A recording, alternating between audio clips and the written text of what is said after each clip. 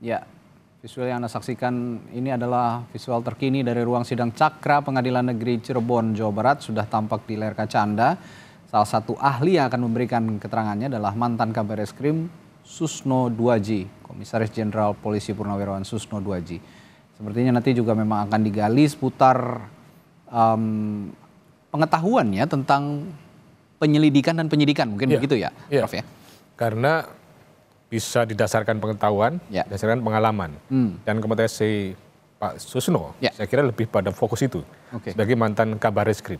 Mungkin akan ditanyakan tentang prosedur penyelidikan, prosedur penyidikan, prosedur penangkapan, penahanan. Menurut Perkap tentang manajemen penyidikan itu seharusnya bagaimana? Seharusnya bagaimana? Terus kemudian faktanya bagaimana? Nah itulah masalah kan. Antara seharusnya dan sebenarnya terjadi kesenjangan, itulah masalah. Nah kemudian persoalan yang menarik adalah sejauh mana kemudian hakim mempertimbangkan tentang urgensi dari soal pengungkapan penyidikan ini.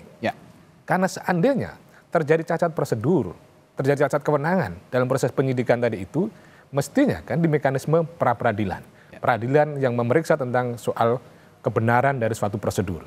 Tetapi ya tentunya hakim tidak menolak ya ahli yang dihadirkan oleh para pihak, termasuk pemohon. Cuman persoalannya adalah hakim yang memiliki otoritas untuk menilai apakah relevan dengan perkara yang disidangkan atau tidak. Dan kalau kita coba cermati ya, kehadiran ahli ini memang sejauh ini cukup efektif ya membantu proses hukum, termasuk di penyidikan ataupun dalam persidangan.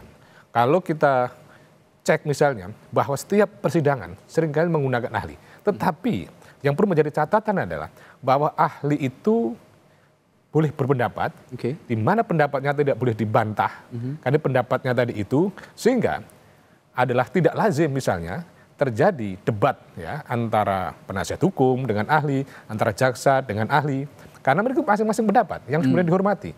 Mungkin saja memiliki urgensi kalau mempertanyakan tentang pendapat ahli itu, sekiranya apa yang disampaikan itu tidak memiliki dasar hukum, tidak memiliki dasar teori.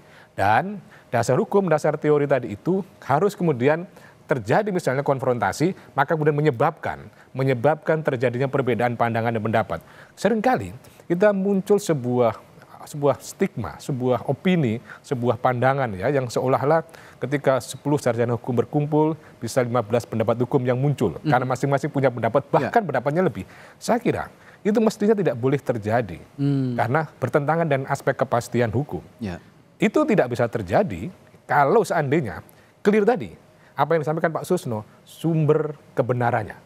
Bukan melakukan pembenaran dengan mengajukan dirinya sebagai sumber kebenaran. Yang itu akhirnya secara subjektif. Mestinya tadi itu tidak boleh terjadi.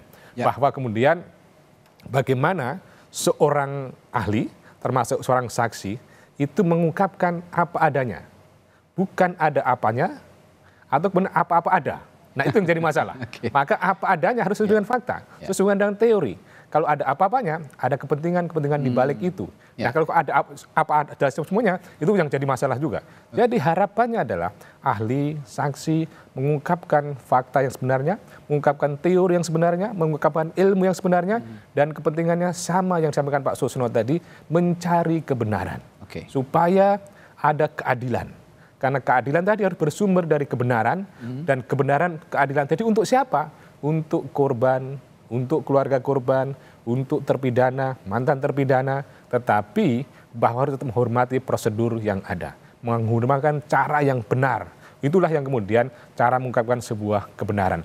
Karena adalah menjadi tidak adil, ada orang meninggal, itu kemudian tidak ada yang diminta pertanggungjawaban. Menjadi lebih tidak adil lagi, orang yang tidak salah kemudian dihukum. Itu. Baik. Tampaknya 3 hakim yang memimpin sidang pagi hari ini sudah masuk. Ada Hakim Rizka Yunia sebagai Hakim Ketua, Galuh Rahmaesti dan Justisia Permatasari yang akan memimpin jalannya sidang PK Saka Tatal